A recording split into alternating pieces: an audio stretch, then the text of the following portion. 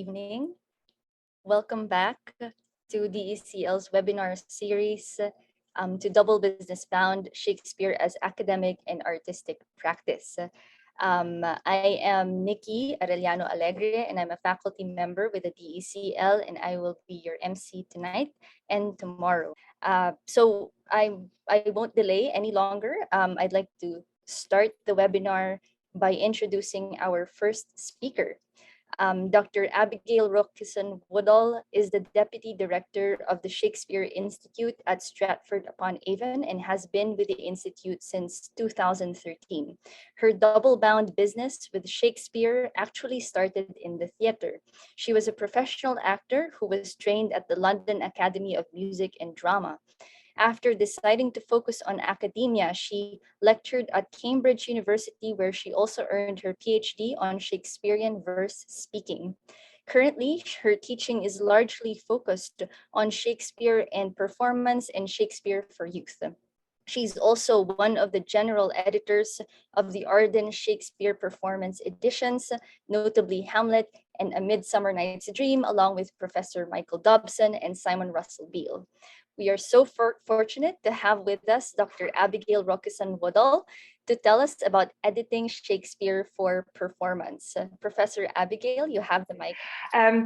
Yeah, thank you so much for inviting me. As we've heard, I'm one of the general editors of the Arden Shakespeare Performance editions, along with Michael Dobson and Simon Russell Beale. And today I'm going to talk to you about editing for performance. So if it's okay, I'm going to share my screen.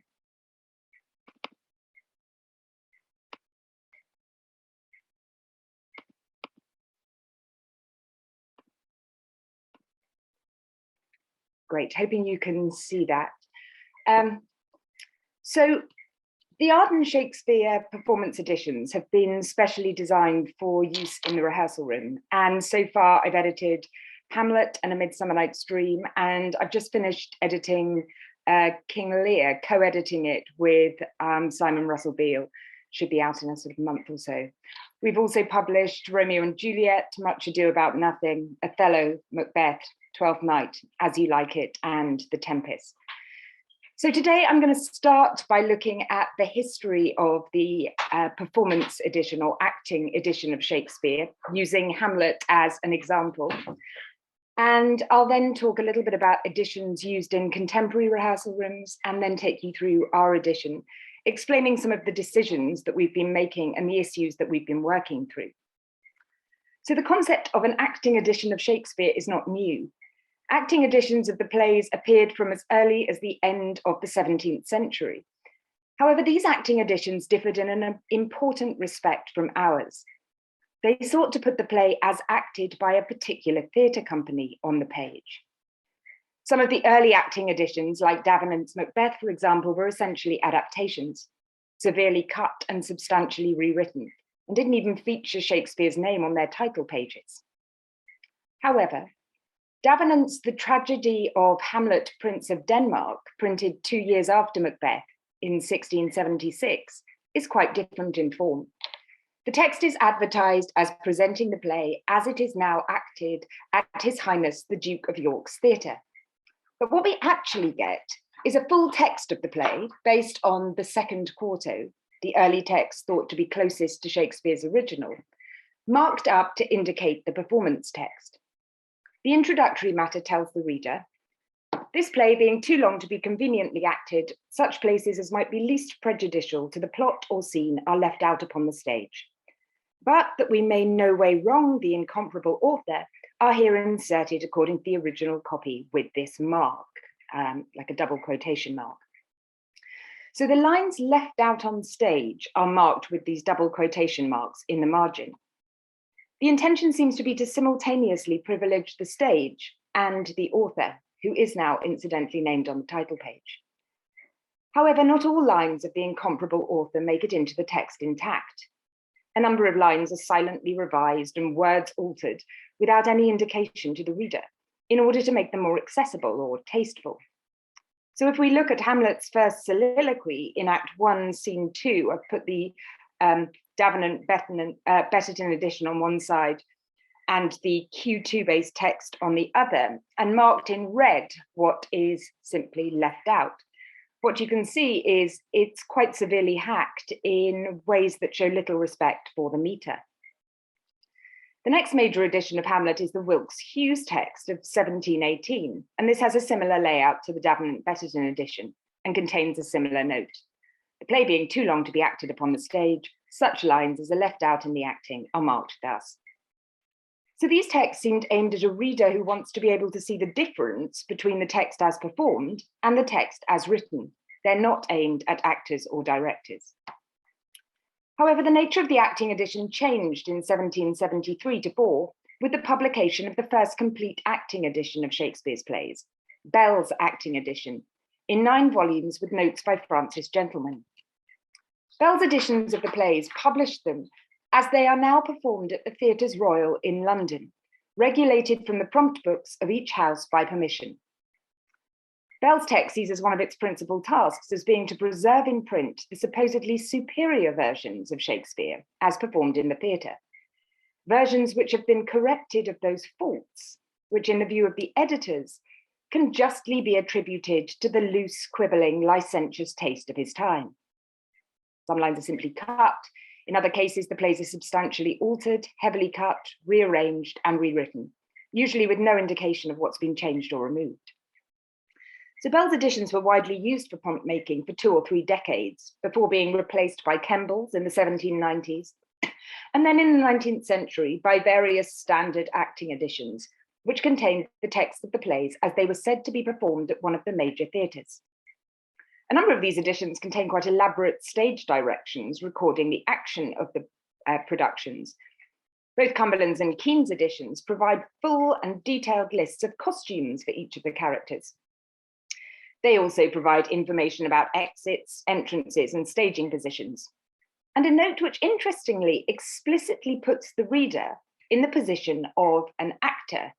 You can see this is explaining the stage directions and has a note at the bottom saying that the reader is supposed to be on the stage facing the audience.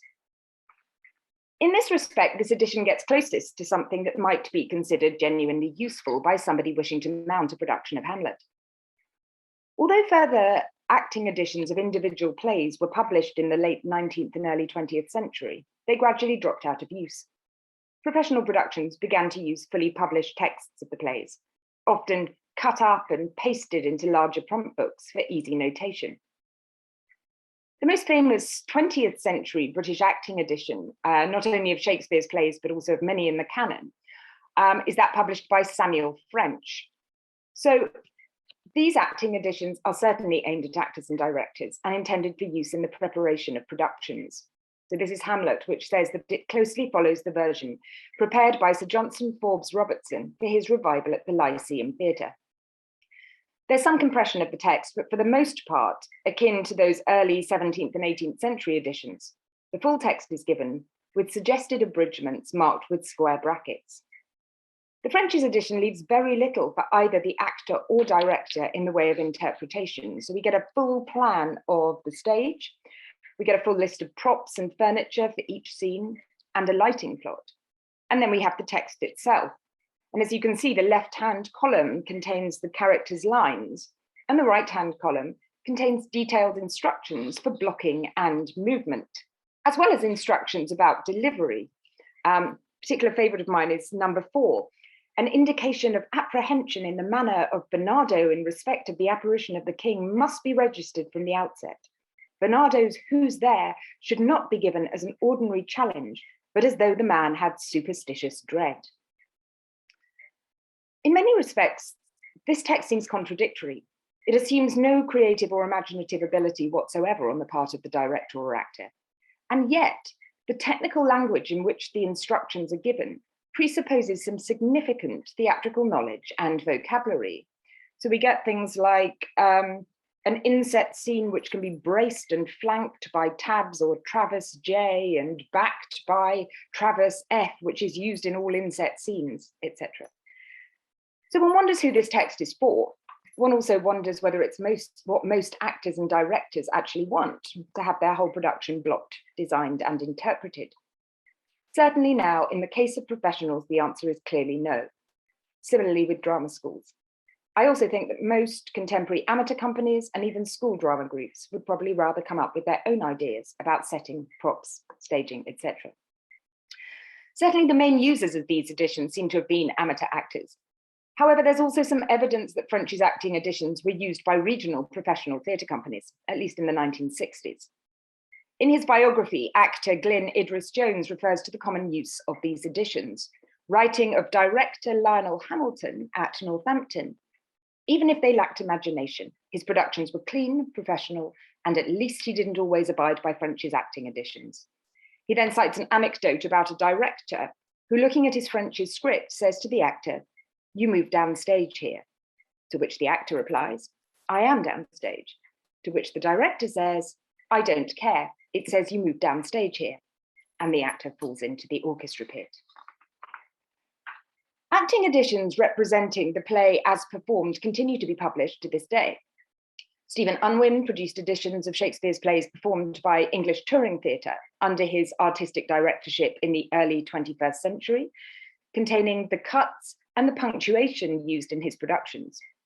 The Drama Warehouse have published a number of their Shakespeare texts, and Josie Rourke's script for her production about Much Ado About Nothing in the West End in 2011 was published by Nick Hearn. These texts rarely make explicit their cuts, redistribution of lines, or minor rewritings. They're essentially souvenirs of a particular production. As Josie Rourke states in the introduction to Coriolanus, "We published the text in the hope that it may be of interest to those who saw the production, or to a reader curious about the choices we made with the play. This is not an academic edition of Coriolanus, nor is it a blueprint for any other production." So moving to our editions, our main aim was to produce versions that were practical for use in the rehearsal room, but also empowering for actors. My research for my book, Shakespearean Verse Speaking, suggested that actors working with modern editions often run up against editorial decisions which may affect their interpretation. The editorial principles for decisions about lineation and punctuation are not always made explicit, and they're frequently consigned to the discursive notes at the beginning or end of the text. Although these features are often regarded by editors as accidentals, they're afforded considerable weight by directors, voice coaches, and actors, who frequently regard them as indicative of the pace of a scene, the desired location of pauses, and the mood of a character. The principles for the selection of textual variants vary between editions, and the possible choices available to the actor are not always immediately apparent. Indeed, many actors may not be aware of the existence of multiple texts of a particular play, which may offer different choices in terms of words or even structure. We felt strongly that actors should be able to see the choices open to them. So most contemporary professional productions currently use either photocopied texts of one of the major published editions, usually without the footnotes, or specially typed up versions based on published or online texts. Now, one of the major reasons for using a typed up or photocopied text without footnotes is that directors want to make the text as large as possible and to avoid a page cluttered with notes. However, such texts obscure from the actor the existence of textual variants and provide them with no assistance with glossing difficult words, a feature which might suggest a director's desire to be the sole source of knowledge and authority in the room, but which certainly serves to disempower actors, many of whom will inevitably consult another more scholarly text. In most scholarly editions, the substantial introductions and long notes, not to mention the appendices, can make the editions quite bulky and the print consequently quite small.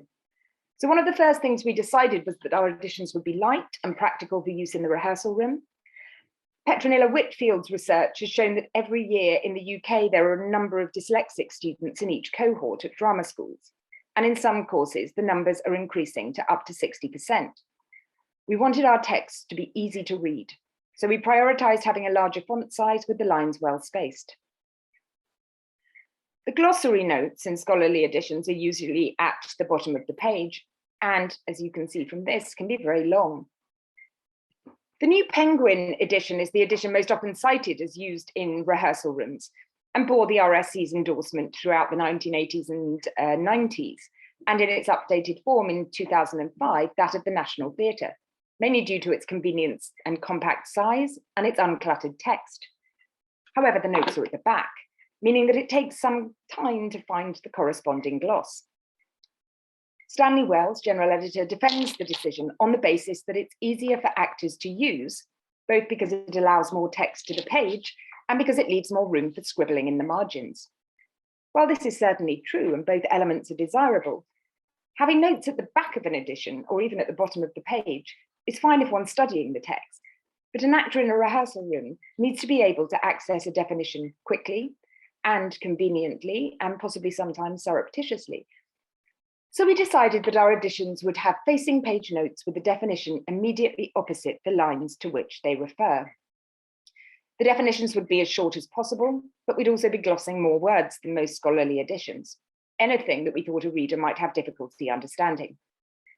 This solution seemed to incorporate the features of the Penguin noted by Wells as being easier for actors, whilst introducing further features that made them more actor-friendly. Once we'd decided on facing page notes, we developed a two-column system for the facing page. So the left-hand column has definitions, the right-hand column has key textual variants, notes on scansion, pronunciation of difficult words, a mention of key source material, and notes about proverbial sayings, biblical quotations, and disputed stage directions. It would also importantly have enough space for actors to make notes and record blocking.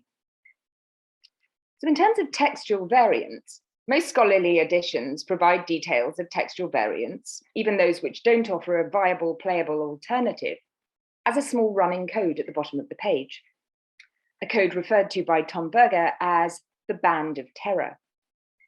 Many actors are unaware of how to interpret this code. We wanted to make the choices in terms of textual variants immediately apparent, electing to place them on the facing page opposite the line to which they refer. We also wanted to include only those variants that offered the actor a genuine choice, not those widely acknowledged to constitute an error. We also decided that rather than consign folio or quarto only passages to an appendix, we'd include all such passages in the text. This was sort of on the basis that it's easier for actors and directors to cut out such passages from a text they're working than to kind of add them in from an appendix. Any passages which are particular to either F or Q are marked with square brackets, making them easy to identify. Now, in terms of meter and scansion, we're not trying to alert the user every time a metrical variation is used. Firstly, this would be impossible, and in many cases, it's subjective. But when the verse form suggests that a word might be pronounced differently from its usual sound in present-day speech, either requiring eliding or expanding in order to fit in with the meter, or where a line has more or less than 10 syllables, we provide a note in order to help the actor scan the line. Our aim, as we state, is to inform rather than dictate, since some actors and directors, Simon Russell Beale is one of them, are more concerned with conveying meaning than making the verse scan. Many actors do shy away from expansions that make the lines scan regularly, but others may make use of these as a device of characterization. So, for example, David Tennant as Richard II in Gregory Doran's 2013 production at the RSC made a point of using expansions as part of an affected speech pattern for the character. In this speech, he pointed up instances such as physician and incision. So this we prescribe, though no physician, deep malice makes too deep incision. Where a line's metrically short, we provide a note, but we're careful not to suggest that any particular delivery is implied by such a structure. This is partly based on research that I undertook for Shakespearean verse speaking, which suggested to me that short lines, contrary to what many practitioners, and indeed some editors have asserted, do not necessarily imply a pause. So with facing page notes and larger fonts, these editions might be in danger of becoming bulky, so we needed to be selective to work out what actors and directors might want to know, and more importantly, what they needed to hand in the rehearsal room versus what they could quite easily do in terms of research at home. I spoke to directors Trevor Nunn, Gregory Doran, and Lucy Bailey, who you heard from yesterday, and actor Simon Russell Beale, and it was illuminating. Trevor Nunn comes from an older generation of directors, and he was very open about the fact that he feels that directorial authority is being eroded, not least by the fact that most actors have iPads in the rehearsal room. So asked about what he thought acting edition should provide in terms of materials such as a production history, source material, textual variants, etc., Nunn responded that he would prefer to be the seat of that knowledge, gathering the actors around and cherry picking and selecting things I thought would inspire them. One can see Nunn's point, that such an approach that situates the director as the seat of all knowledge and the actors as vessels into which the knowledge should be poured does have a touch of Gradgrind about it. Doran and Bailey both expressed their own desire to know about source materials, production history, historical context, and variant texts, and seemed open to the idea that the text might provide actors as well as directors with such information. However, Simon Russell Beale was absolutely adamant that while source material, variant texts, and historical context were all of interest, a production history for him was a no-no. He provided the example of Donald Sinden as Malvolio in John Barton's production of Twelfth Night at the RSC in 1969. Sinden famously entered in Act 3, Scene 4, looked at the sundial and at his pocket watch, the two of which differed, and corrected the sundial. Beale stated, "I could never repeat it, and I could never think of something that good." So ultimately, we decided that the introductions would be short and informative. They'd contain notes on our editorial principles, so a sort of user's guide that made it absolutely clear what we'd done in terms of punctuation and lineation, and make explicit our systems of notation. This would be followed by a short section on meter, which explained some of Shakespeare's common variations to the iambic pentameter. Each individual edition would contain enough information about the variant texts of the play to make notes on textual variants accessible, and a section on major textual differences. Notes on the pronunciation of recurring names or places, verse and prose in the play, the use of meters other than iambic pentameter, significant use of personal pronouns, details of key sources, and suggested further reading. We also introduced a session on mythical figures mentioned in the play, since we found that a number of actors weren't familiar with classical Greek and Roman literature. Hamlet was a particularly challenging text to edit, given the number of textual variants. King Lear, even more so. As you may be aware, R.A. Folks, who was the editor of the Arden III edition of King Lear, on which the text of our performance edition is based, made the unusual decision of providing the reader with simultaneous access to both the quarto and folio texts of King Lear in a single conflated edition.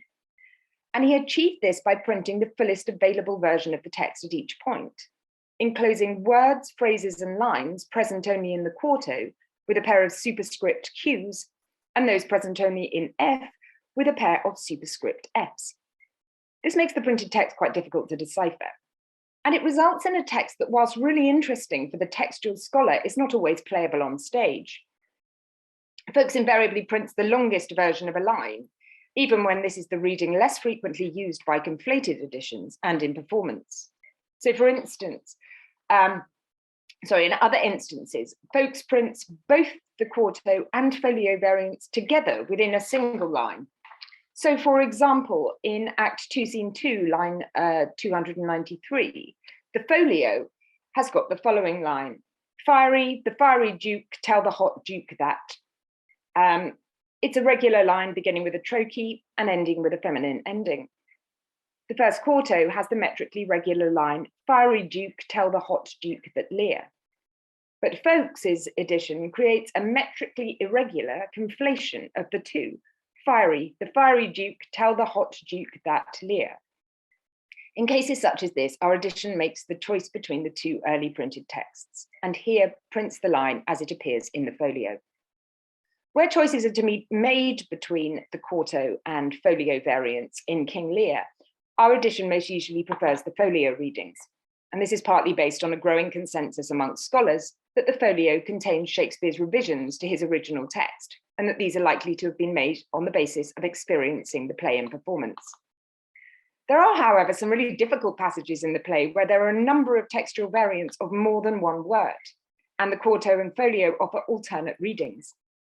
In these cases, rather than make a choice between the quarto and folio and consign one reading to the back of the text where it would be difficult for the reader to find, our edition prints both passages following one another making it easy for the user of the text simply to cross one out.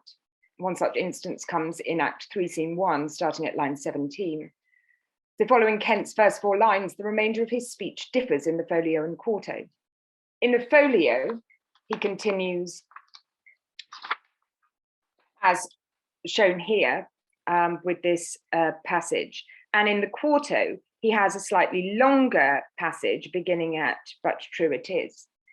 The information contained in each section of the speech is quite different. The folio offers a rather vague account of English spies conveying information to the French. The quarto provides the information that the French have landed on English shores, prepared to fight, and instructs the knight to go to Dover.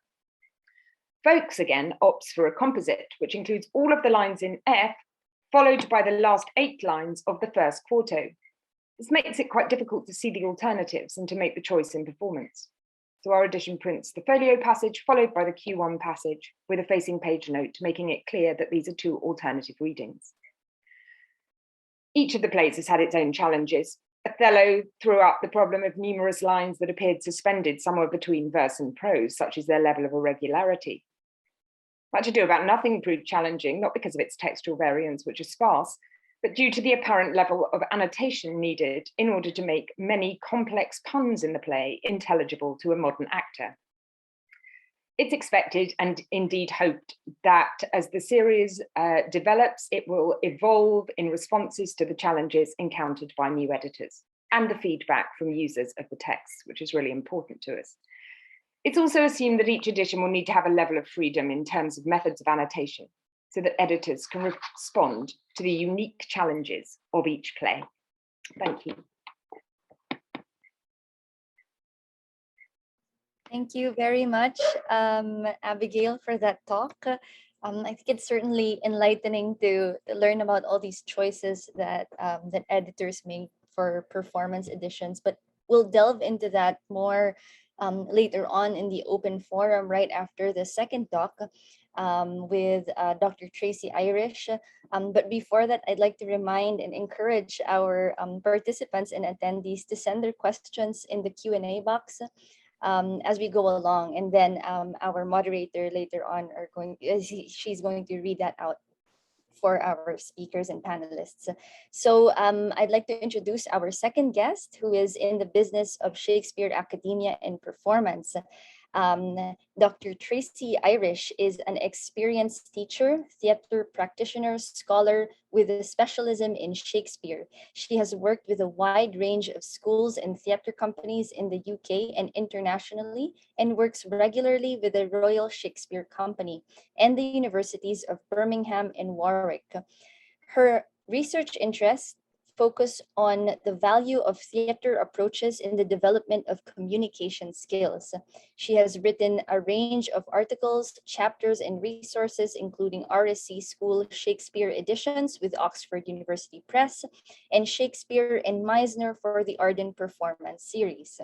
She is currently writing a book entitled Teaching and Learning Shakespeare Through Theater-Based Practice for Arden Shakespeare. So here to speak with us about pedagogy and dramaturgy, please welcome Dr. Tracy Irish. Dr. Irish, you have the mic.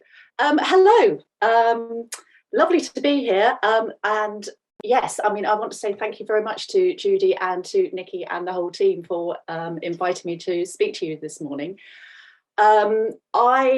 Judy gave me the title of Shakespeare source text, creating new work from old, which I kind of like because, you know, as a theatre person, I kind of like a creative restraint, really. So what I have done is I've changed one word in that because I want to talk about nuance. So I've sort of made that title Shakespeare as source text, creating new nuance from old, for reasons that I hope will become clear.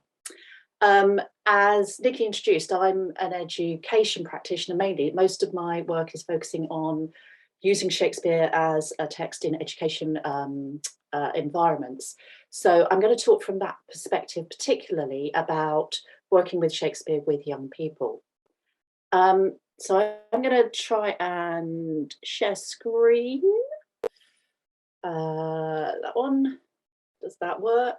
If I press play. Okay.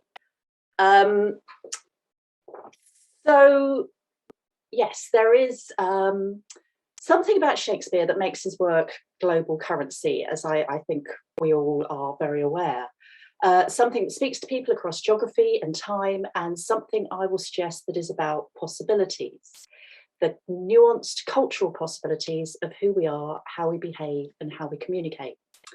And I'm going to talk about Shakespeare as source text for exploring these possibilities, the value of creating new from old through continuously reinterpreting complex classic texts to find their relevance for our understanding of ourselves and each other in the contemporary world. And I think Abigail's fascinating talk just now kind of pointed up the dangers of sort of fixing meanings or setting rules when you're working with Shakespeare that are too rigid. So specifically, I want to explore how studying Shakespeare supports a developing sense of nuance. Now, nuance was undoubtedly a concept, but not a word that Shakespeare was familiar with. It apparently entered English from French in the 18th century, with an etymology connected to nubes, the Latin for cloud. Shakespeare is, of course, very familiar with clouds. So here is what I think is a good Shakespeare definition of nuance. The battle fares like to the morning's war, when dying clouds contend with growing light. What time the shepherd, blowing of his nails, can neither call it perfect day nor night. And nuance is the swathe of differences between binaries. Now, we love either-or thinking, particularly academics. It's deeply embedded in our Stone Age brains. It helps us kind of work out the world around us. Fight or flight, right or wrong, light or dark. But we are also deeply adept, when allowed and encouraged, at understanding the shades in between. A shepherd knows the difference between day and night. His survival depends on it. But even he can't tell the precise moment when night becomes day and day becomes night. Our brains are adept at blending concepts, in this case of light and dark, time, temperature, and weather, to understand holistically the nuance of dawn and dusk. And even more amazingly, we can take that visceral understanding from everyday existence into understanding the nuances of a king's comparison with the moving fates of a battle.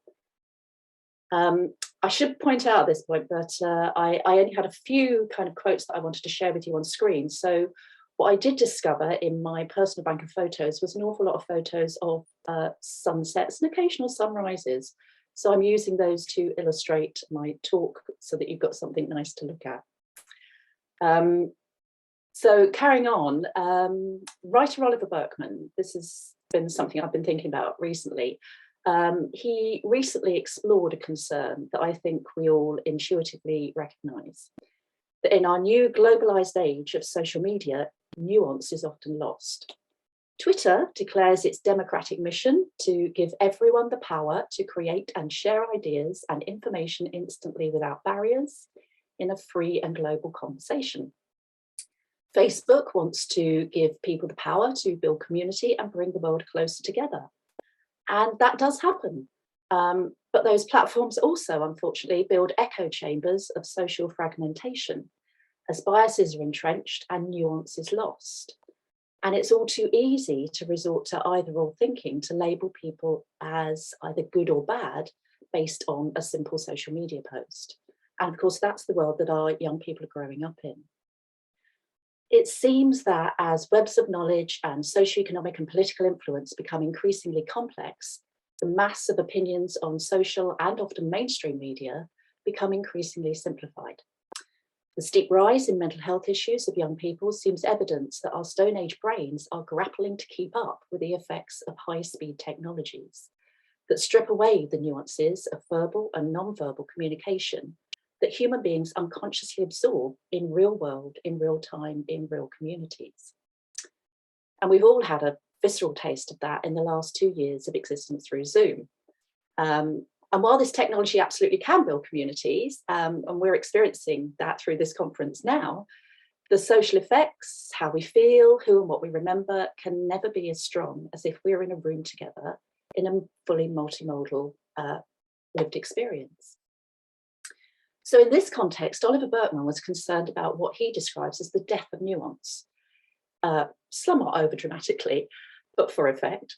He interviews two experts who give useful definitions of nuance, though neither as good as Shakespeare's definition of clouds, I would contend.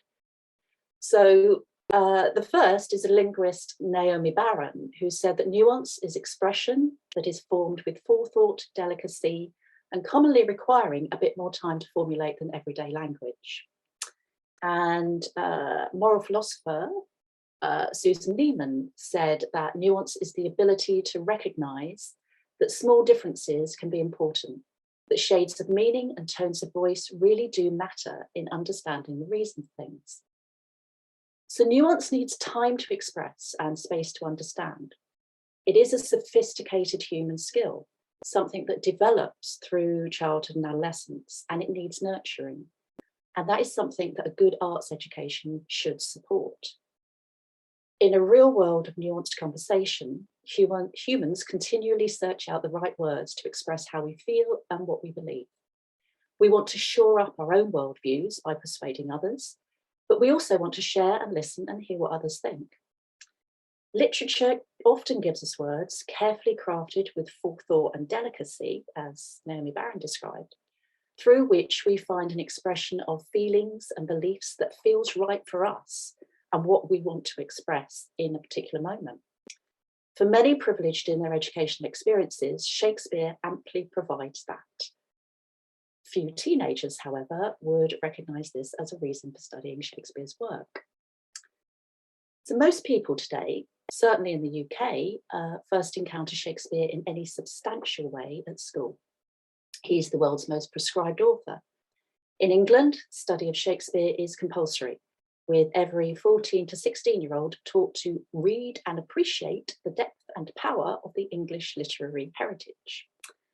And I have to say I've got too many issues with that directive to explore now, but suffice to say that the value of art in schools, and I would say across the world, is often commodified into checklists of curriculum knowledge to ensure a cultural heritage has been passed on, rather than considering what to do with it. Time-pressured teachers find shortcuts to help their students learn what they need for exams. And in this common scenario, study of Shakespeare becomes a relatively passive transaction. Students learn about the old for its own sake, rather than the means to make new. They absorb second-hand opinions rather than exploring the nuances of what the texts might mean for them today. Perhaps this builds cultural capital, but what is the value of that capital if there is no flow of exchange? In the early days of formal education, around the turn of the 19th century, literature was seen as conveying universal values.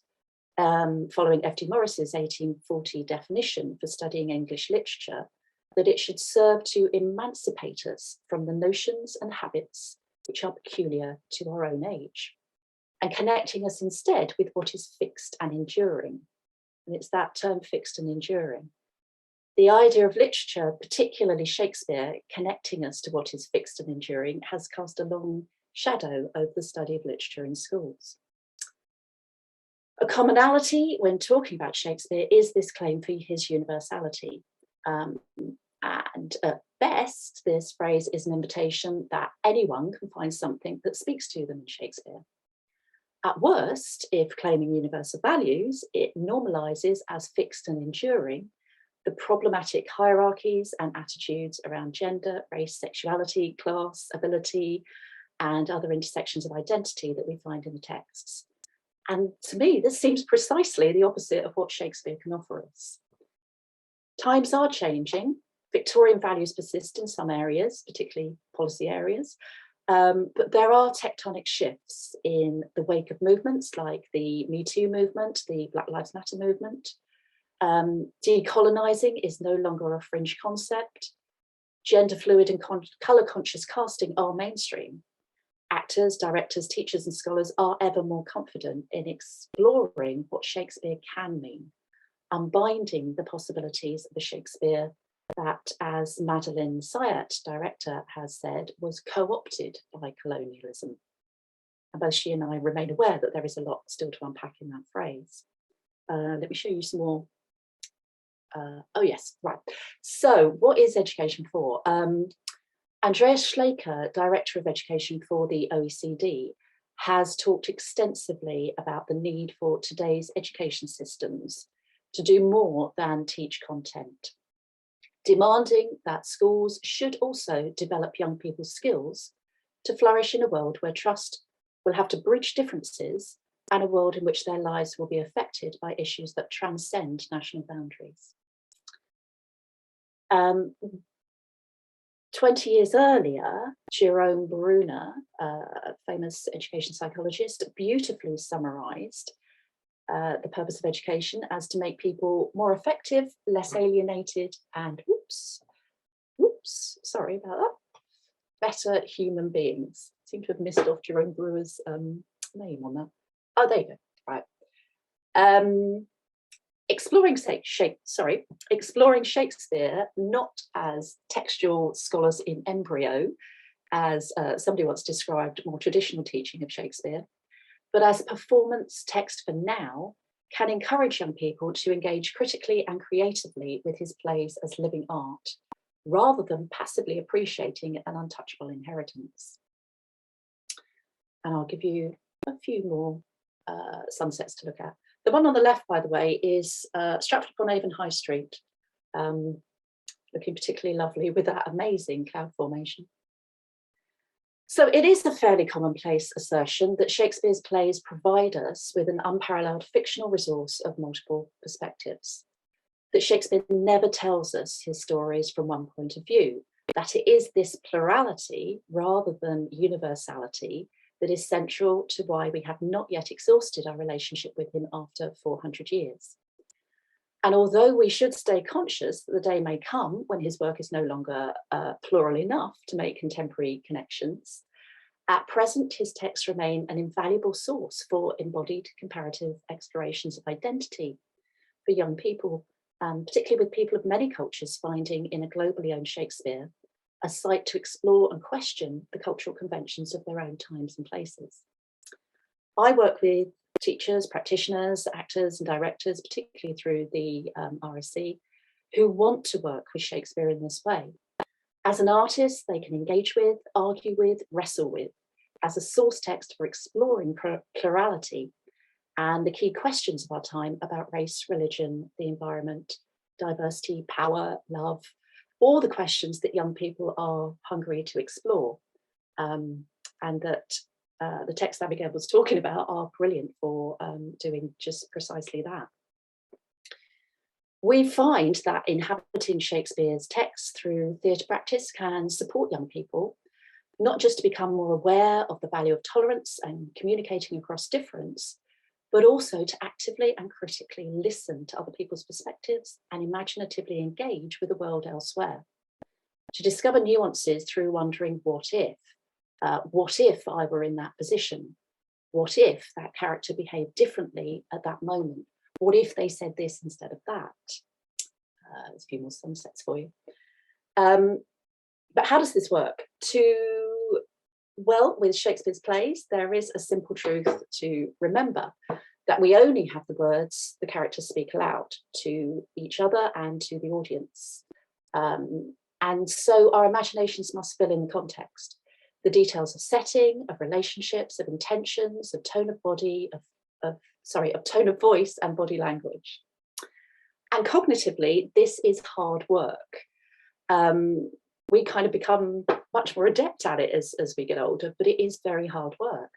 And doing that simply by reading a page makes it even harder, as many people's negative experiences of studying Shakespeare testify.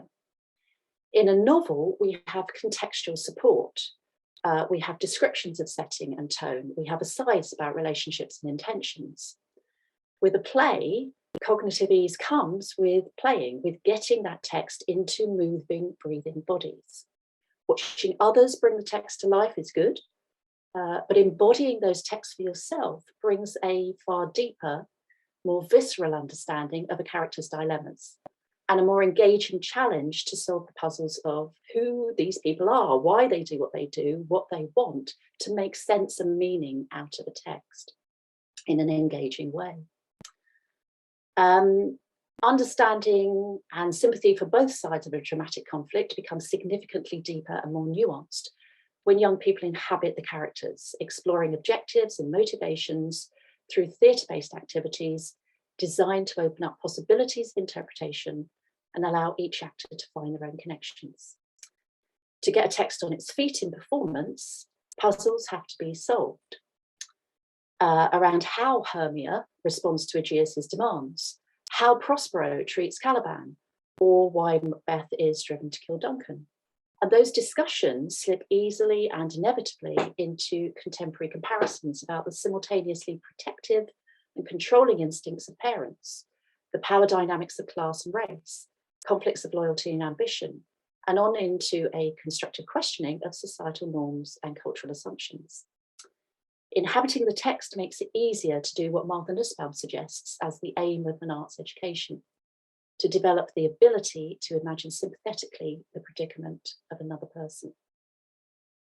Now, examples would be good. So I'm just going to share 3 lines with you from my discussions about Shakespeare with young people and their teachers from around the world, in fact. So first one, this is Admiral from India. Admiral and his classmates created a performance of Macbeth, which seamlessly transposed the play to contemporary Indian politics with witches as Hindu goddesses. But the important thing was that what Admiral described to me was how putting on the play had stimulated endless discussions about the intentions and motivations of the character. How he and his friends had spent a whole evening debating what could have happened if the witches had targeted Banquo rather than Macbeth. Would Banquo have behaved differently? And those discussions come out of the ambiguity, the nuance that's embedded in Shakespeare's language. Another one, Lucky from South Africa, rural South Africa. Lucky's classmates created a performance of A Midsummer Night's Dream and easily found their experiences of conflicts between Christian and local African traditions and beliefs reflected in the text. She talked to me about the influences of witch doctors. And all of that kind of discussion fueled debate for them about the cultural restrictions on young people's behaviour in their society. And the last one, I'm afraid I haven't been to the Philippines. I've never been to the Philippines. So if anybody wants to invite me, I'd love to come. So I haven't got any examples from there. But this last one is a quote from one teacher in America, in the US, but it does summarise what many teachers have said to me in various different ways, that Shakespeare's work can be a source of empowerment, but it can also be a source of insecurity or a weapon used against them. And I think that kind of sums up the issue quite well. So Shakespeare does give us the opportunity to speak aloud, text resonant with the voices of others across time and space, but to speak those words for ourselves, considering how we, our peers and others might respond in the given circumstances of the characters we inhabit, finding our own visceral emotional meaning in each word. But this equality of interpretation needs to be balanced against the inequalities of the source texts. With an inheritance of classic texts comes an inheritance of cultural attitudes determined by power. And while the simple truth of Shakespeare is the words on the page, those words do come with truckfuls of cultural baggage, most of which can be unpacked and explored at leisure or not, like the books of criticism on our shelves, or maybe that's just mine, but those books that we never quite read. But the cultural baggage within the plays themselves, I would contend, has to be unpacked and unpicked. For all we love him, Shakespeare was of his time and place. And this means, for example, acknowledging the dominance of male characters, hierarchical attitudes, sexist and racist norms, so that we can address, question, challenge those elements, inviting young people to bring their own experiences, perspectives to bear on the conversations, and to discover the nuances in the spaces around the language that Shakespeare gives us to have those conversations, or to stimulate those conversations. When Shakespeare is taught as literary heritage, an untouchable best that has been thought and written, too often it pins down meanings and metaphors and loses the possibilities for different cultural truths to emerge. So the study of Shakespeare, I would say, is not for minds who crave simplicity and clarity. And I think we do young people a serious disservice in thinking that that is what they want. Adolescent brains are big. They're bigger than ours, with many more synaptic connections than adults. Adolescence involves the process of synaptic pruning as young people go about expanding and testing the unique model of the world that their childhood experiences have built for them. So education is the opportunity to encourage that process towards shaping a model of the world full of connections and bridges of trust and beautiful sunsets. The value of Shakespeare as a source text for making new meanings from old is far richer than building cultural capital through secondhand knowledge. Instead, it can invite a student to bring the riches of their own knowledge and lived experiences to bear on a collaborative process that seeks a shared understanding of the nuanced possibilities of what it means to be human, what it means to watch the skies at dusk and dawn, dreaming of new days and new possibilities, and the need to share that feeling with others. Thank you very much. I will stop sharing. Thank you, Dr. Irish, for that talk. I'm quite sure that the participants in the webinar and who are also watching live on Facebook have a lot of questions. So to help us facilitate the conversation, we've also invited a very special guest to moderate the discussion. And I'd just like to introduce her before we begin the open forum. Ms. Dominique La Victoria is a lecturer at the Ateneo de Manila University and an award-winning playwright and dramaturg. So which makes her a great moderator for the talks of Abigail and Tracy. Her original plays include the Palanca-winning Ang Bata sa Drum, and she also wrote Can Mangoes Grow in London, which was staged in September 2018 at Deptford, London, and Ligtas ang Bansa. Her dramaturgical works include Batang Mujahidin and Macbeta Maximus, Theater of Destruction. So thank you so much, Dominique, for doing this for us, and you can take it away. Thank you so much, Nikki. And thank you so much, Tracy and Abigail. Those were very, very enlightening talks from women Shakespeare scholars who I look up to. It was very, very, very enlightening listening to your talks on your editions and your work in Shakespeare. We have a few questions here. And I'm sure there are more coming in. So while we wait for the others to type in their questions, I just want to begin by asking, since you both write, you both edit, and that's usually something that's seen as being done alone, but theater itself is very collaborative. Can you talk about how you include other people, other artists, directors, dramaturgs, actors, whoever else in your process of editing, cutting up, or adding new things to your Shakespearean texts? Okay. Thank you.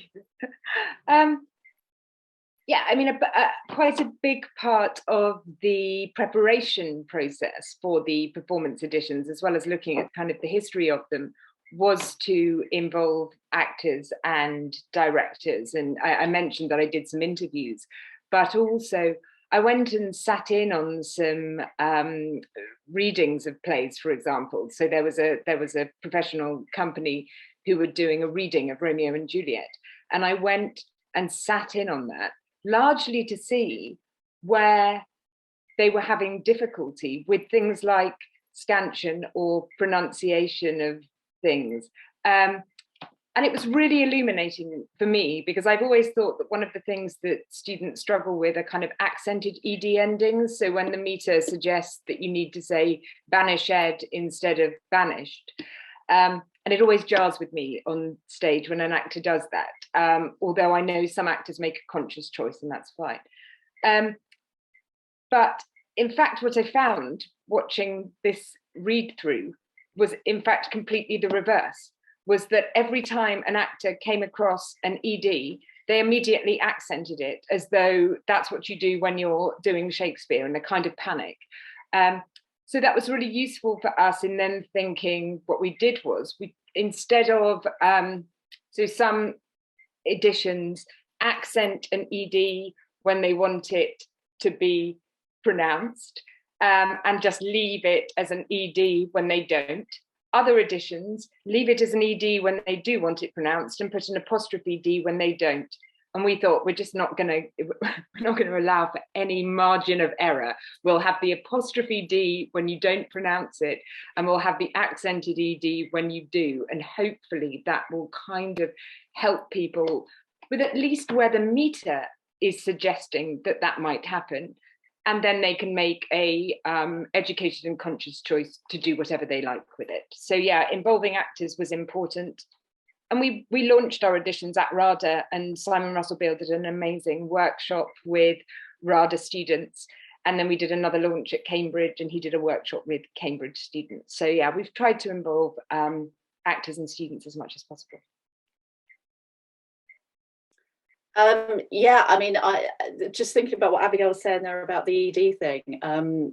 When I did write those the RSC school editions, I also edited all the texts for that series, and it was, you know, it was those kinds of decisions about, for students, it just needs to be clear.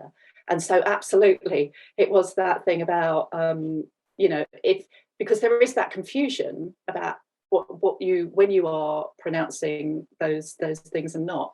So yeah, we did think very carefully. I did think very carefully about that. But generally, in terms of yes, it's a weird thing, isn't it? About, you write on your own, but you need the stimulus to write by being out in the world and working with people. And I kind of find that if I'm on my own in my cave writing too much, I need to get out, and I need to get into working, into kind of dipping in and working with actors, observing rehearsal processes or being involved in rehearsals, or I need to get out and work with teachers and students, which is also what I do a lot. So I'm very privileged to be able to do that, and to be able to use that as stimulus for what I'm writing. But yes, I'm kind of constantly kind of dipping into the world of both theatre and schools in that way.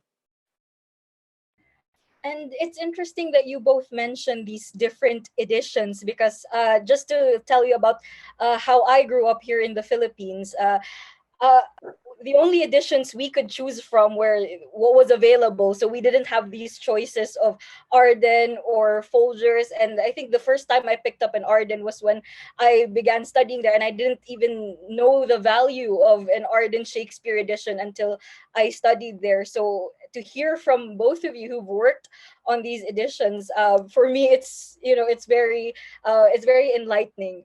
But I'd also like to, you know, now that you've brought up the editions for actors, what do you think is the future for other sorts of editions? Like, could we see editions for designers or specifically for student actors in the future? Do you think that's, you know, that's somewhere in the cards in like 5-10 years? Gosh, I don't know. I mean, what a wonderful idea. I suppose our editions, the Arden Performance editions, are aimed at student actors as much as they're aimed at professional actors. And in fact, I think one of the things that we've found with what information we have about who's buying them, and sort of, you know, sometimes it's anecdotal, isn't it? But that actually drama teachers, you know, I went and spoke at the Society for Speech and Drama Teachers in the UK, and a lot of those teachers were using them because because the glossing was straightforward, because it was easier for their students to understand the text. So I think when we say they're acting editions or performance editions, I guess we're aiming at all ages and all types of actor, you know, not just professional actors, but amateur actors, student actors, school age actors. God, in terms of a design edition, I mean, it would be interesting. I suppose the thing about an edition for designers is that my immediate thought is that you just wouldn't want to put any information in at all other than the text, because of the, you don't want to try and lead a designer. In fact, in our editions, one thing we found was that we decided that we weren't going to say where any scene was set.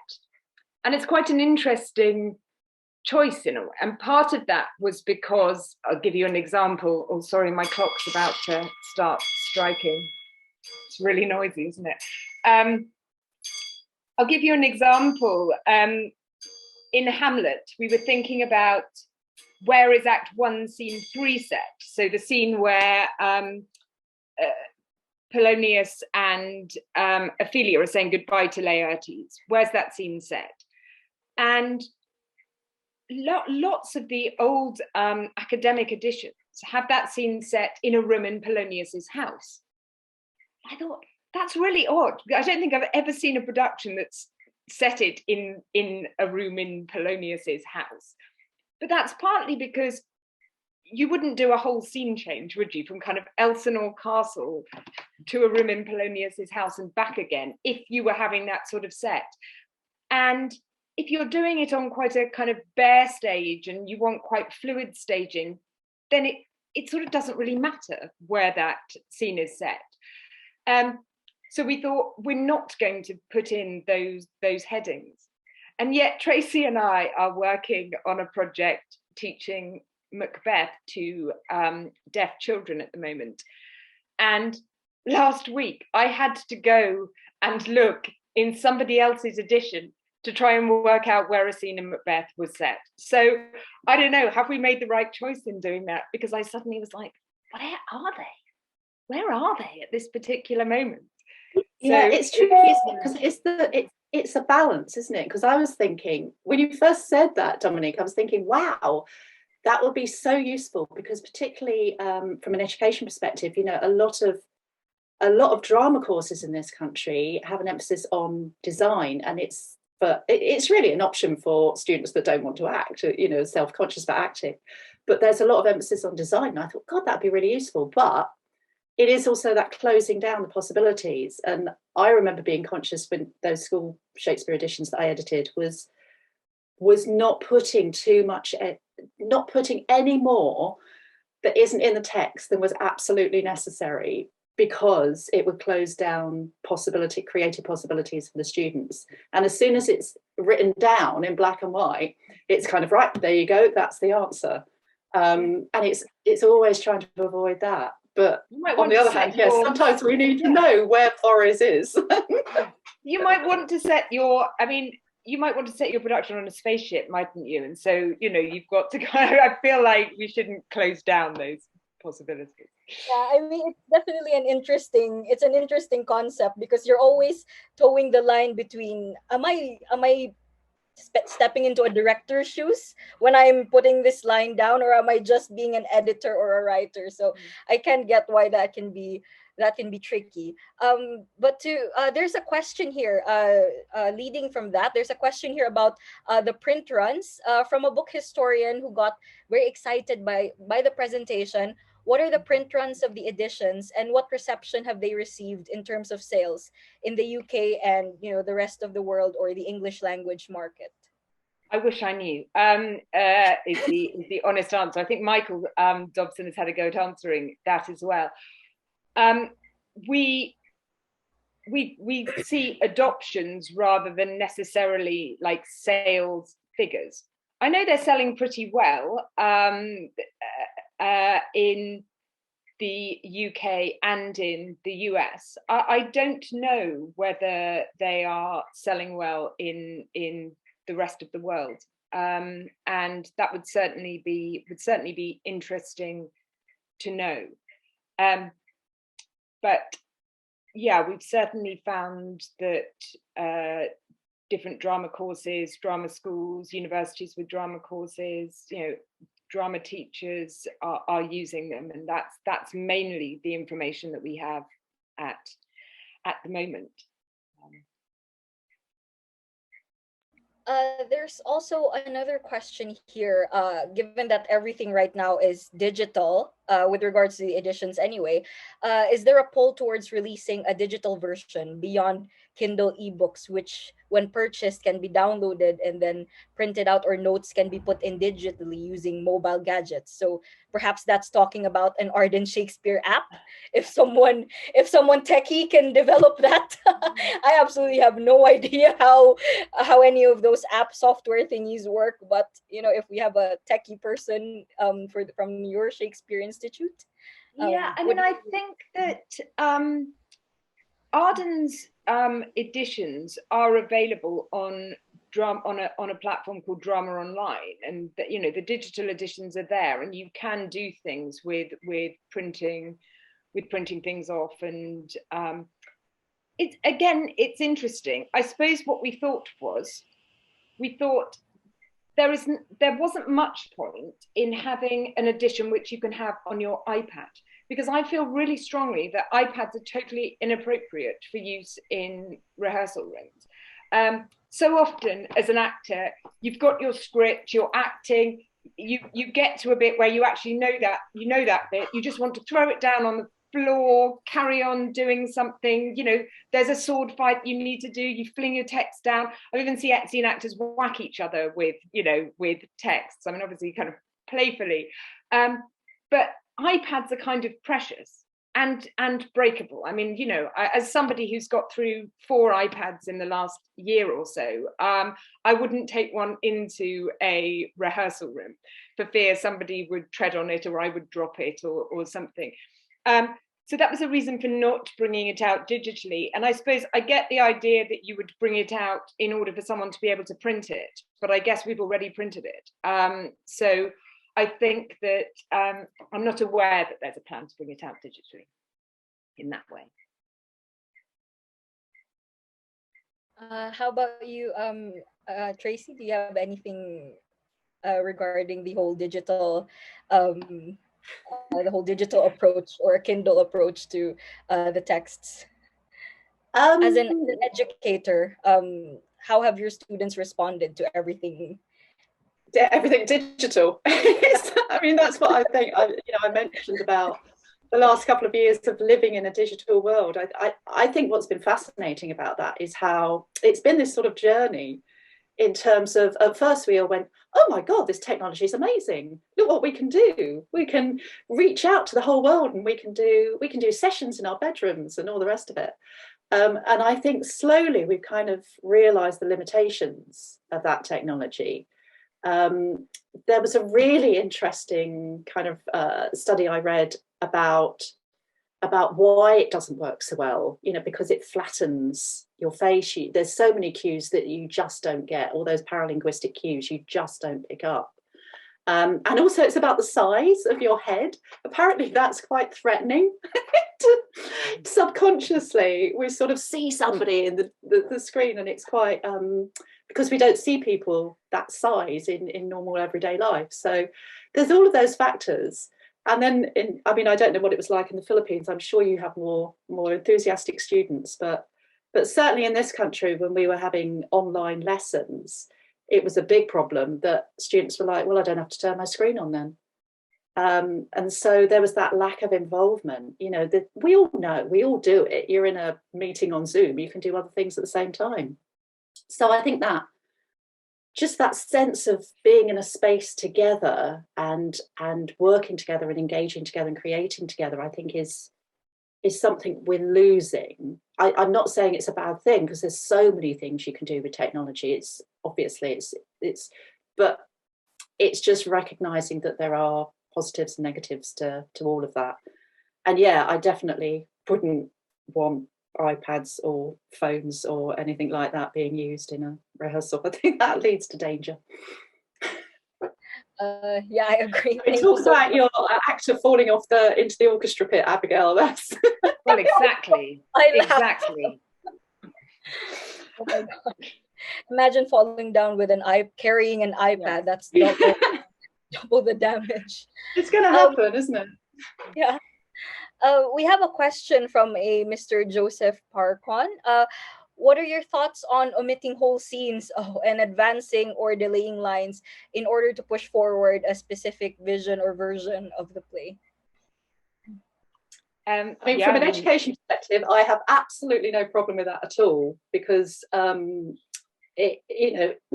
back in my youth, I actually wrote a series called The Shorter Shakespeare, which was edited editions of the texts, keeping the original language. That was the big thing, but absolutely edited as a kind of gateway, because once you engage with the riches of what the text can give you, then you're more open to kind of reading the full text. But there's so much in the full text that is either outdated jokes or cultural references, or just lines that perhaps don't quite work so well for us anymore. So it's not, I mean, I would never kind of put people off reading the full text, but I think there are steps, and I think it's really useful as steps. And for performances as well, if a lot of audiences don't want to go and, whatever the RSC thinks, a lot of audiences don't want to spend 3.5 hours in the theatre of an evening. And shorter performances, we know that every performance is an edit in some way, but just shorter performances, I think, would encourage more people into the theatre to watch Shakespeare as well. I'm all for cutting Shakespeare. I mean, I certainly, again, with Tracy and I, when we're working on our project for deaf children, we're reducing down the text. We're keeping the language as much as possible, but we're not giving them great big chunks of text. And we wouldn't in any kind of almost every single school workshop, you end up giving them a kind of reduced down version of the text, because you're trying to get through it, and you're trying to make sure that they get all the information that they need. At the same time, I'm quite anti-censorship of texts, though. Mm-hmm. I'm anti the idea. I mean, it relates to what Tracy was talking about. I'm anti the idea of cutting out sexist and racist language out of Shakespeare's plays. Not always. I mean, it depends on your audience, and certainly if anybody, if I was working in a rehearsal room and somebody said, I find that offensive and I want it cut, then you say, fine, But talking to a lot of teachers, they don't want those lines cut either, because it opens up conversation, right? We can come up against some really sexist language, and then it can open up conversations about, do we still use that sort of language? Well, actually, some people still do use that sort of language. Some people don't. Is it appropriate? Was it normalized then? How have things changed? And I think those conversations are really important for actors and young people to have, kind of understanding about understanding about how things have changed, as well as being able to connect things to their own lives in a direct way. Yeah, and I completely agree with that. I do think that's really important, because otherwise, what's the point of studying Shakespeare? We are studying it to go, what was going on 400 years ago? What language, with the language has all those possibilities in it. So kind of cutting them down in that sort of censorship sort of way just seems counterproductive to what I think we're trying to do with Shakespeare. Yeah. When I was working on a book on As You Like It recently, book called As You Like It, Language and Writing, I found that there are some lines that have not been spoken on the stage of the RSC since its inception. And that was really interesting to me. And they were lines that do have racist ideas in them. And I wasn't sure. They're also lines that are really, really complicated. And I thought, I don't know whether they've been cut because nobody really understands what they mean, or because somebody thinks that they're very offensive. But either way, you could have gone to see every production of As You Like It at the RSC since 1960 and never have heard these lines spoken, which was quite surprising to me. And I guess that's what the footnotes are for. I mean, I remember reading some Ardens where it would only be like 3 lines and then the entire page would be consumed by footnotes. So and also the responsibility of the teacher as well if we are in an educational setting. Which leads me to my next question, which was sent via private message. How important is it to try to apply Shakespearean text to people's lives aside from matters of performing or theater? I mean, you mentioned that Shakespeare is a requirement in the British education system, not just for those studying theater, those who can go on to other disciplines as well. So how important is it to apply that this Shakespearean text to their own lives, not necessarily for them to be actors or directors in the future? I mean, I because it's a compulsory text, and when I say it's a compulsory text, it's not. There are voices that say we shouldn't study Shakespeare in this country anymore. There are always kind of voices. There's always a story in the newspapers that kind of comes up regularly about why are we studying this dead white male? We should have, or why are we studying Shakespeare because it's too difficult, which I kind of have more of a problem with, really. It's because that seems quite elitist.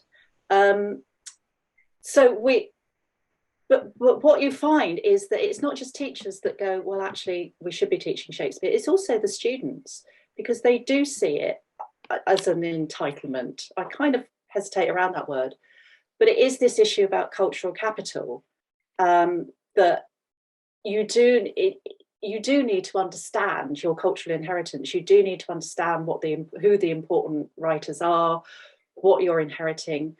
So in that way, Shakespeare is now part of a global cultural inheritance. And I think to ignore Shakespeare is not doing anybody any favours, because we kind of need to know where we're coming from to know where we're going. So I think that was a Bob Marley quote, but about knowing your history. So I don't think Shakespeare's going anywhere in terms of the curriculum in this country. And generally, most first language English speaking countries have Shakespeare on their curriculum. But I do think it is about how you teach Shakespeare. And that was what I was trying to say in what I was talking about, was there is this tendency, and it is backed up by policy really, about we teach Shakespeare as this sort of tick box, right, Shakespeare, you have to do it, you have to pass an exam on it, that's it. And if you're doing that, then what's the point? Why are we doing it? So absolutely, I think it's about how you work with Shakespeare. And therefore, it is about having those conversations with him through those texts to go, what is the point of studying Shakespeare now? It's okay, it's this global cultural inheritance. Great, that's nice, but that's like going to a museum and seeing a museum piece. But it's not just that. It is something that is living art. It's in our theatres. He is the most widely performed playwright across the world. So there's got to be more to it than going, right, here's a museum piece of what people did in the past. If we're still performing him, why are we performing him? But there must be some relevance. So let's explore this text and find meaning in it for us now, about what can be relevant for it for us now. So I think that's crucially important in how we work with Shakespeare. Yeah, I mean, I tend to agree with everything that Tracy's said there. I mean, I don't think that I don't think stopping people from studying Shakespeare, because, you know, it's a so many references in our language, in our literature, everything are connected to Shakespeare. It would be very odd if we didn't have that connection. And in fact, it's funny, because that thing that we found about needing to put in a list of mythological figures and who they are into the art and performance editions was because, of course, there's that legacy going back as well to Shakespeare's reading, to the things he read, to the things he saw, to the things he understood. And we've lost that. Latin and Greek are taught fairly rarely now in a lot of UK schools. And it came about because a prominent artistic director told us that he'd been in the rehearsal room with some actors and somebody had asked who Hercules was. And I was really surprised. I thought, I bet, you know, even if it was the Disney movie, they must know who Hercules, you know, was. But they didn't, and it did make us think, what references are lost to you in Shakespeare if you don't know who some of these figures are? And so needing to include that. So I feel like we'd just be footnoting other texts if we didn't teach people Shakespeare. Yeah, it is. I mean, we have talked about it before as kind of a Trojan horse, that studying Shakespeare allows you to bring in all this other knowledge, and particularly kind of Shakespeare's sources, what he was, those going back to those texts, it allows you to bring in that knowledge. But I was also thinking there was a, when I was in South Africa and I went into a school in Soweto, and there was a teacher who was doing brilliant kind of stuff with Romeo and Juliet. It was quite amazing to watch. But that school, I spoke to the head teacher of that school, and he was saying that he was under pressure not to have Shakespeare taught in his school, because it's Soweto, and there were lots of people saying, you know, our children should not be studying this white colonialist author. We don't want this in our curriculum. And his response, he said, was always, well, actually, I want them to be part of this global culture, but also that our leaders are constantly quoting Shakespeare. You know, so if our leaders are connecting with Shakespeare, and of course we've got the whole Robin Island, Nelson Mandela and the Bible, the Robin Island Bible, the edition of Shakespeare, you know, there's that heritage for them as well. So he was going, you know, I'm insisting that they still have Shakespeare in their school, because it connects to their heritage as well, and it's important for them. And why should our leaders have this, and why the children in my classroom haven't? So yeah, it's you know, he's all over the world now, and it's kind of recognizing those influences, I think.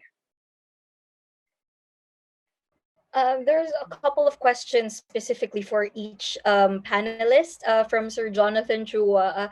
Can Abigail talk about a specific crux in Lear? How did she resolve it in the Arden Performance Edition? For example, scene 12 of Q. Yeah, it's an interesting question, and I've got to be honest and say that we didn't really have to resolve textual cruxes as such, because we were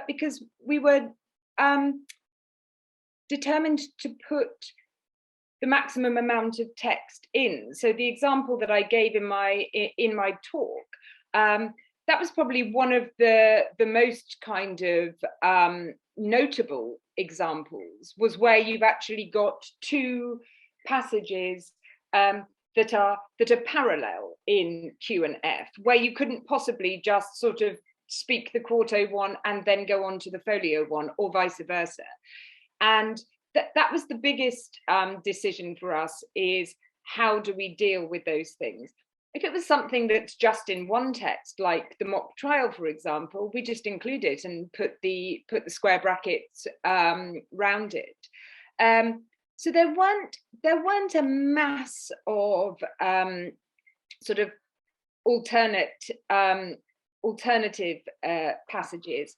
One of the big decisions is something like, you know, who's going to speak the final lines of the play, which is pretty significant, actually. You know, whether Albany or Edgar is going to have the final lines of the play. But again, because we had made an editorial decision that we were going to, as far as that when there was a kind of decision to be made, we would tend to go with the folio text and then put a note about what's in the quarto. We just went with that. I was very attracted at the beginning. I kept finding in the quarto these sort of extrametrical things. So Regan, for example, in the first scene of the play, instead of saying, I'm trying to find where it would be actually, because I can't actually remember precisely. Yeah, so Goneril says, "Sir, I love you more than words can wield the matter." In the quarto, Regan begins her speech, "Sir, I am made of that self-metal as my sister." And there are a number of instances of these kind of extrametrical addresses before people then speak, which I think are really interesting for an actor. You know, what you do with that, and how that affects the way that you begin a speech. And I started by putting them all in, and then I took them all out, because actually we'd said we were going to, where there was a decision to be made, we were most often going to go with the folio text, or with unless that was not commonly used in performance. So yes, I think once you've got your kind of editorial principles, you don't have to deal quite so much with those sorts of cruxes. Thank you so much. I think we only have time for one or two more questions from Dr. Judy Ick.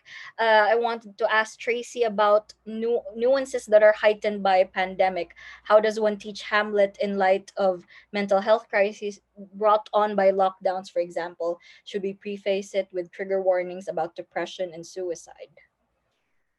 Yeah, it's a really, really interesting question.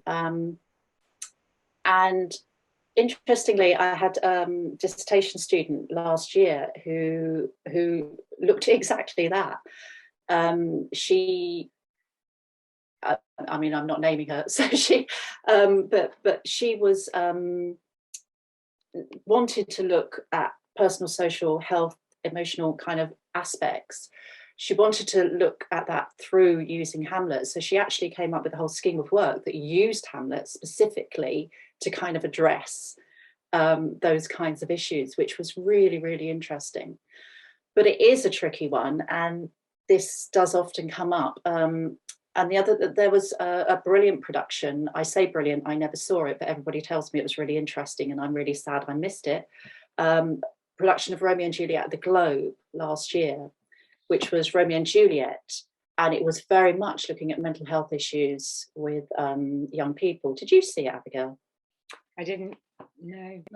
It sounded really interesting.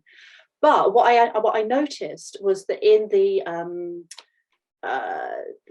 kind of stuff that the Globe had on their website, what they were sending out to people, particularly school groups, but what they had available was a kind of whole sort of leaflet. I can't find it now, but it was a whole kind of thing that when these are the problems with it, you know, these are the potential trigger warnings with this play. These are things that come up, so be prepared. You know, there is suicide, there is all these issues. And I, reading through that, I don't know, I kind of thought, in one way I thought that's really good, but in another way I thought, I'm not sure about this, because the other thing is that we do need to build resilience in young people. And if we're constantly kind of going, oh, we'll just protect you, we'll keep you away from this, don't worry, then we're not helping them to build the resilience that they need. And so again, it's about finding that balance. And as we were saying earlier, not censoring, but being sensitive to those issues as they come up. And that is much more difficult to do digitally than it is when you're in a room with people. You can have a much better conversation when you're in a room with people, and that's the importance of that. But it is about being sensitive, but not shying away from those conversations, because the other thing is, as I think I said in what I was saying earlier, that young people want to talk about it. You know, they don't want to be protected from all of these kinds of racist, sexist, mental health issues, all of that. They know it's out there. They're exposed to it all the time. What they want is to be able to talk about it with adults that they trust in an environment that is safe, to be able to help them process it. So it's tricky, but I think, again, it comes back to the how. I think Shakespeare can be really useful for that, because it gives you that sort of distance, that 400-year distance. It gives you that sight to explore these kind of issues through, but it is about how you do it, and remaining sensitive to all those things as they come up. Yeah. Anything to add, Abigail? No, I completely agree. I mean, I think, you know, apart from how on earth you would work out what the trigger warnings might be for something like King Lear, you know, you have lists and lists of them. But yeah, I agree with Tracy, and I've had students tell me that they only really managed to come to terms with their own depression having read Hamlet, that actually it allowed them to understand that they weren't alone, and to start having those conversations. So I think it's really important. I mean, it comes back to that thing, it comes back to the nuance thing in a way, that it's what we find in Shakespeare quite often are those words, the language that allows you to express how you feel. That's what people say all the time. You've got those feelings inside, but you can't find the words to express them. And what Shakespeare gives you is those words to express how you feel. Yeah, definitely. So I think we can do one last question and then we can go on break before the next set come in. But for this last question, just to send us off, what is your advice for budding writers or performers who want to get a hold of Shakespeare and start cutting up, editing, making their own thing? Sometimes Shakespeare can be intimidating, and we don't want to touch anything. We don't want to touch anything because we fear we might be wrong or whatever. But of course, there's always that urge to just experiment. So how do we get rid of that fear of Shakespeare? I think just do it. I mean, do it. Yeah. I mean, he's dead. He doesn't care. That's what I'd always say. You can't break him. You can't upset him. He's dead. He doesn't care. Just get on with it. There was a really nice quote.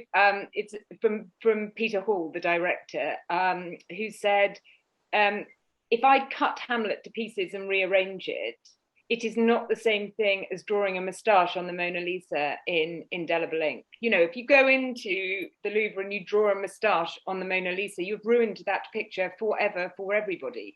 Whereas if you do your version of Hamlet all cut up and, whatever you fancy doing with it, however you want to respond to it, the play's still there for the next person to do what they want with it." So yeah, I mean, one of the courses that I run at the Institute, the Shakespeare Ensemble, is all about students creating their own piece of writing, their own production.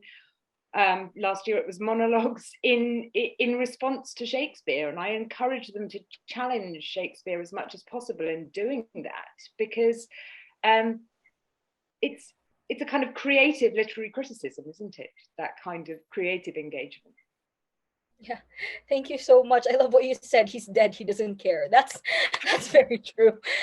Thank you so much, Abigail and Tracy. This was a very enlightening conversation. I'm sure everyone enjoyed it, and we wish we had more time, but we don't. So I'm turning it over again to Nikki. Again, thank you very much. I really enjoyed this conversation.